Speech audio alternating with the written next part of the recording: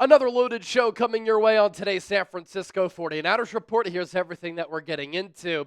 After the Ravens released Justin Tucker, arguably the best kicker in the history of the National Football League, should the Niners sign him to compete with Jake Moody? The Niners also linked to a Jadeveon Clowney trade, and I'm going to talk about a veteran pass rusher who could make sense for San Francisco with the scheme that they run under Robert Saleh.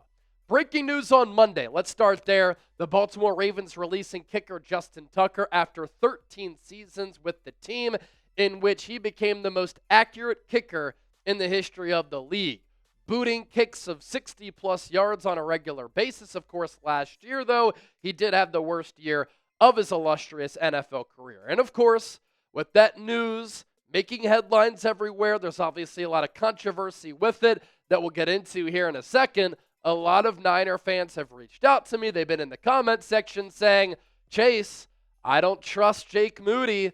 The Niners should bring in Justin Tucker. Some people asking, should the Niners add Justin Tucker to their roster? I'll give you my thoughts here throughout the next few minutes. Here is the statement from the Ravens organization, which I thought was pretty interesting, and it comes from General Manager Eric DeCosta, who I think is one of the top football executives in the NFL, right up there with the likes of Howie Roseman and some of the top GMs in football. And it reads as such: sometimes football decisions are incredibly difficult, and this is one of those instances. Considering our current roster, we have made the tough decision to release Justin Tucker. Justin created many significant and unforgettable moments in Ravens history. His reliability, focus, drive, resilience, and extraordinary talent made him one of the league's best kickers for over a decade. We are grateful for Justin's many contributions while playing for the Ravens. We sincerely wish him and his family the very best in this next chapter of their lives. What stood out to me when I read that on Monday, the Ravens calling it a football decision. Was it actually a football decision? That's what has rubbed a lot of people the wrong way, especially a lot of people in the mainstream media, which isn't much of a surprise. But there's a reason why a lot of people are fired up by the Ravens saying it in that manner. Why? Well, in case you don't know, Tucker has been accused by 16 Baltimore area massage therapists of inappropriate behavior. And the timeline of sexual assault allegations happened between 2012 in 2016. Tucker and his team, his representation, they have denied all of these allegations. And of course, important to note, he has not been proven guilty of any of this. And so the timeline is as such.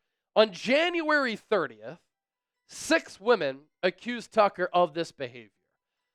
That same day, Tucker responded.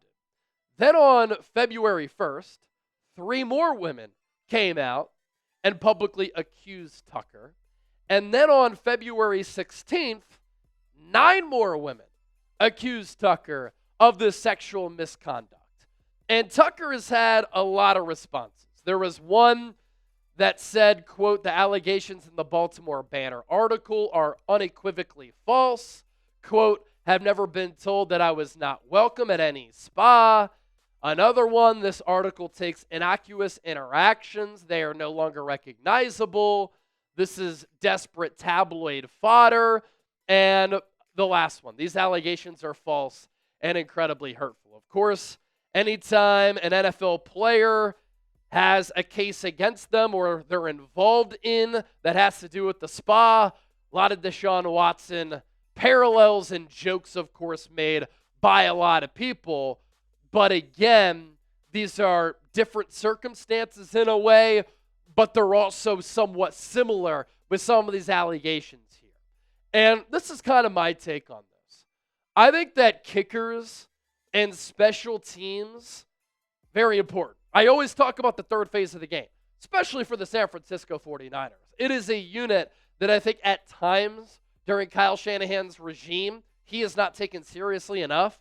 And especially over the last couple of years, the Niners have had some of the worst special teams units in the National Football League. Think about how Bill Walsh would approach that third phase of the game. Think about how seriously Bill Belichick took special teams. Think about how much Jake Moody, lacking confidence and missing all those kicks last year, hurt and cost San Francisco. So from myself, I value special teams a lot. And when you don't have a good kicker and you're having kicker problems, it is a huge issue. Justin Tucker is a special talent, but this is way too much baggage and way too much noise right now to sign a kicker to add to your team. And what the Ravens did in the NFL draft, they drafted Tyler Loop out of Auburn. And here's what John Harbaugh, head coach of Baltimore, had to say. He said, you have a rookie kicker in here. You took him early in the 6th round. He's a talented guy. From a football standpoint, salary cap, all of the different things that you just take into consideration, whatever we decide to do over the next few weeks will be based on football. And obviously that came before the release of Justin Tucker, and the Ravens made what they are deeming a football decision in releasing Tucker. But obviously, with the trail and some of the ugly allegations that follow Tucker's name and some of the uncertainty around this whole ordeal, it's just too much to deal with at the kicker position. The Browns took that chance with Deshaun Watson as a quarterback. That's a little bit different, and I didn't agree with it at the time, and I don't agree with what Watson did, if he did, didn't do, whatever.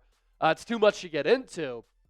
But specifically for a kicker, Baltimore was like, look, we're going to call this a football decision. We all know. We're not dumb. It has to do with more than just football. As for Tucker's resume, look, he's probably going to be in the Pro Football Hall of Fame at some point. 5-time first-team All-Pro, 3-time second-team All-Pro, 7-time Pro Bowler, a member of the 2010s All-Decade team, and he holds the highest career field goal percentage among all kickers in the history of the game. So my answer, no. The 49ers should not sign Justin Tucker. Too much baggage, and the allegations are too much to deal with, really at any position. And I'm not making light of that, but especially at the kicker spot. And the 49ers made a move at kicker. They signed Kenneth Almendares out of Louisiana to compete with Jake Moody. He is 6'1", 236 pounds. He was the winner of the Lou Groza Award, which goes to the best kicker in college football this past year, led the nation in field goals made, and he connected on 90.3% of his kicks and led the nation in points with 130. He's been putting in a lot of work. He shared a lot of that on social media, and at that size, he has a boot. So Jake Moody, you have competition. It's not going to be Justin Tucker for a lot of the obvious reasons, to answer a lot of the fans' questions who have reached out to me. Who would you pick, though? You let me know. JT for Justin Tucker, JM for Jake Moody. Which kicker would you rather have for 2025? Join the conversation down in the comments section right now. Topic number 2. Should the Niners trade for Jadeveon Clowney, who for the last couple of years has been playing for the Carolina Panthers? He's never truly lived up to the hype from when he was at South Carolina, and he had that bone-crunching hit that was all over SportsCenter when SportsCenter was actually good against Michigan. But he's been a very solid player for a long time.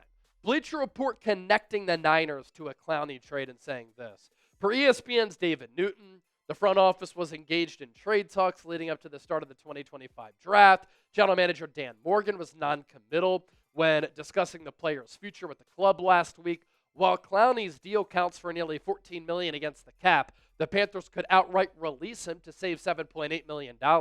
Given he recorded 5.5 sacks, 11 TFLs in 2024, though, it's likely the Panthers would prefer to deal the veteran to a team hungry for more pass-rushing firepower. The Niners could be in the market for Clowney. There has been a clear need in the Bay Area to assist superstar Nick Bosa in the defensive trenches. The team didn't shy away from addressing that issue during the 2025 draft, utilizing a first-round pick to nab edge rusher Michael Williams. But San Francisco could use more veterans in the mix to build out the type of deep, talented pass-rushing rotation that propelled the Philadelphia Eagles to a Super Bowl last year.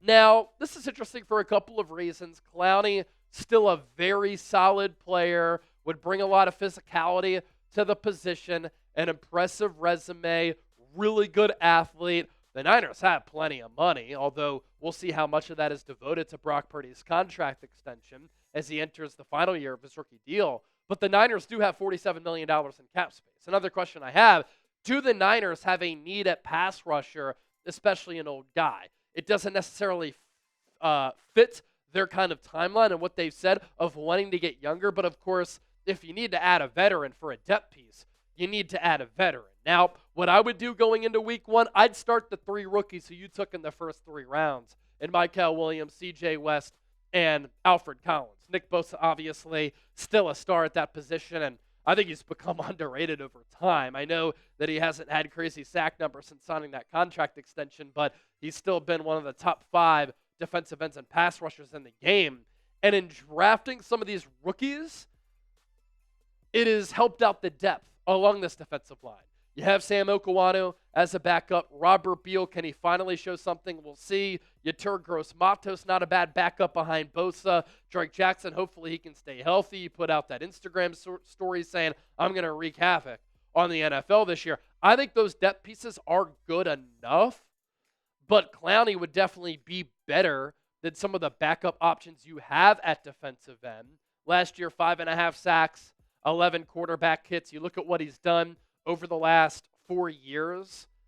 With Carolina last year, 5.5 sacks. With Baltimore the year before that, 9.5. Wasn't good for Cleveland with those 2 sacks in 2022, but the year before that, 9 sacks. Again, he's never broken out and had that Defensive Player of the Year type of campaign, but he's been a solid and steady player for a long time. And then last year, returned to his home area, the Carolinas, where he went to South Carolina. He grew up in that region to play for the Panthers. Now, coming up next, I'm going to actually talk about another older player who I think could make more sense for San Francisco because he's a better scheme fit than Jadeveon Clowney. Stay tuned for that.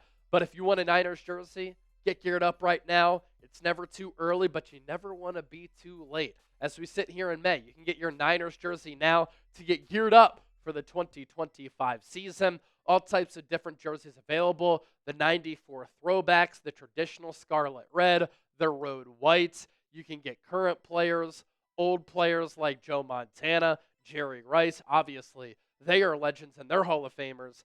Men's jerseys, women's jerseys, kids jerseys, all types of different sizes available. And right now during the offseason, some fantastic deals. Just use that link down below. It'll take you to Fanatics, and then Fanatics will know that the 49ers Report and myself sent you.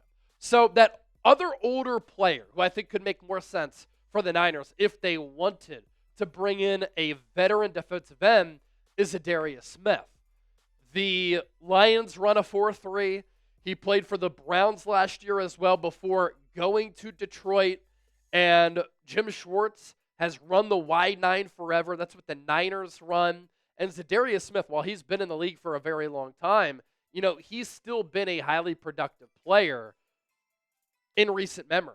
And you look at what he did last year for Cleveland, 9 games, 5 sacks, 7 quarterback hits. And then with Detroit, in those 8 games, as he's 32 years old right now, 4 more sacks and 10 quarterback hits. So on the season, 9 sacks, 17 quarterback hits, and he's a player who has put together a really impressive resume. Second-team All-Pro in 2020, 3-time Pro Bowler 2019, 2020, and as recent as 2022. And he has some double-digit sack seasons not too long ago. 2022, he had those 10 sacks with Minnesota, with Green Bay in 2020, 12.5 sacks. Started his career with Baltimore after being a 4th-round pick. Went to East Mississippi Community College and then Kentucky. So with the Ravens 2015 to 2018, Packers 2019 to 2021, Vikings in 2022, 2 years with Cleveland, and then parts of last year with the Detroit Lions. I just think that Za'Darius Smith, more of that wide 9 fit, who'd be a better fit as compared to Jadeveon Clowney. And I just want to take a look at Za'Darius Smith's grades according to Pro Football Focus against the run. 74.7 overall grade last year, 33rd among 211 defensive ends. A run defense grade of 62.8, that's in the green, and a pass rush grade of 76.5, that was 21st. So you could get an accomplished veteran who helps out your pass rush, who's solid against the run, who's a good scheme fit because he's played in the wide 9 before. And I just think it makes more sense than Clowney. What do you think? You can let me know down in the comment section. You can let me know on social media. I'm on X and IG at Chase_senior. Give me a follow over there.